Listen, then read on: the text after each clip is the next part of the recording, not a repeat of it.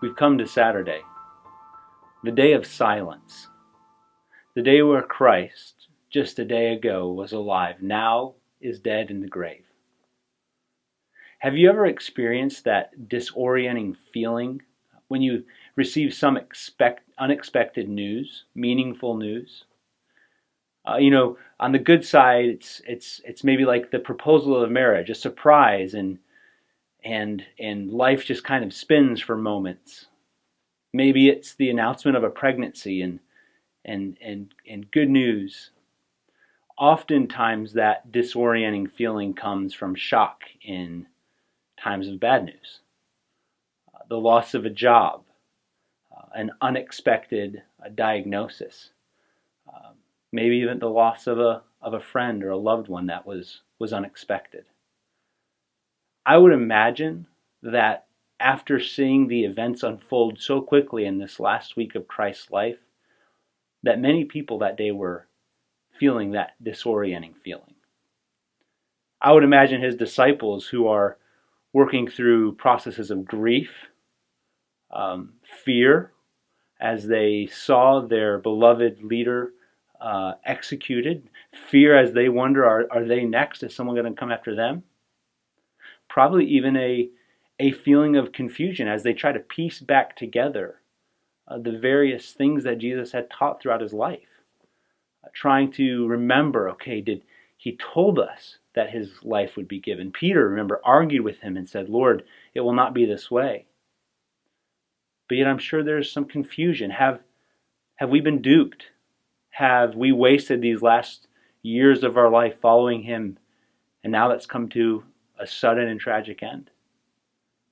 I'm sure to a certain extent the religious leaders who were really behind this push to quickly move and deal with Jesus, I'm sure they had some of that disorienting feeling. Sure, probably the good ones were wondering, did we really do the right thing? This trial was unlawfully done in secret at night, and maybe this man was speaking truth and we needed to hear.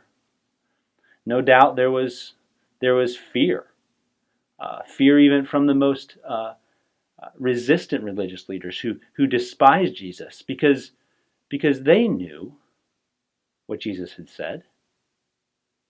They knew that he had promised something else after his death.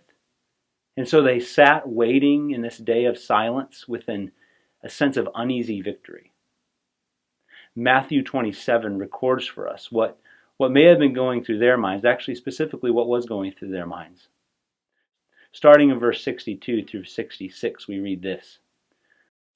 The next day, that is after the day of preparation, the chief priests and the Pharisees gathered before Pilate and said, Sir, we remember how that impostor said while he was still alive, that after 3 days I will rise. Therefore, order the tomb to be made secure until the third day, lest his disciples go and steal him away and tell people he has risen from the dead. And the last fraud will be worse than the first. Pilate said to them, You have a guard of soldiers. Go, make it as secure as you can. So they went and made the tomb secure by sealing the stone and setting a guard. It's interesting how the religious leaders word that when they're talking to Pilate. Right? They say, the last fraud would be worse than the first. That's saying that the fraud, the lie that Jesus was the Messiah, that's bad.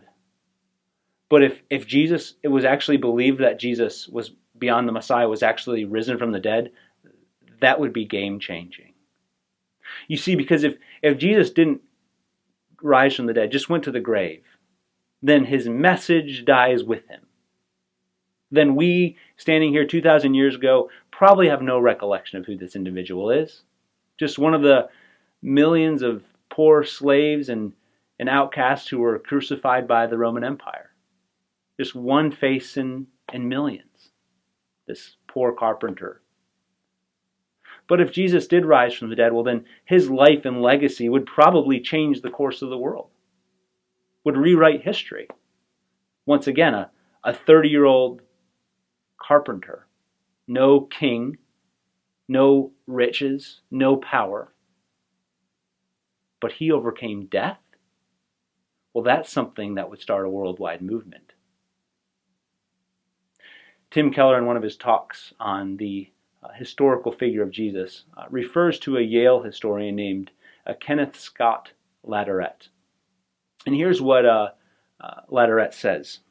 He makes this observation regarding the history of Christianity.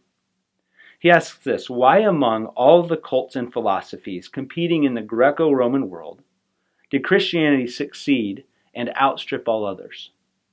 Why did it succeed despite getting more severe opposition than all others? Why did it succeed though it had no influential backers in high places, consisting mostly of poor and the slaves? How did it succeed so completely that it forced the most powerful state in history to come to terms with it, and then outlive that very empire that sought to uproot it? It is clear that at the very beginning of Christianity, there must have occurred a vast release of energy, perhaps unequaled in our history. Without it, the future course of the Christian religion is inexplicable. A vast release of energy would have to explain how this religion of this man, Jesus Christ, would spread all over the world. Well, that vast release of energy would certainly be connected to a man who was publicly executed by the most powerful empire in the world, was then risen and testified to. This man turned cowering and fearful disciples in hiding to 50 days later after his resurrection, preaching publicly, willing to face any foe and even give their lives for this message. This message that would go from Jerusalem throughout Asia, Europe, into Africa, into the Western Hemisphere, and today, 2,000 years later, wrap completely around the globe. What could that energy have been? Certainly more than a moving story about an innocent man dying. You see, it has to be the story, the record of a risen Savior, of a risen Jesus, somebody who faced death and overcame it. That would change the history of the world.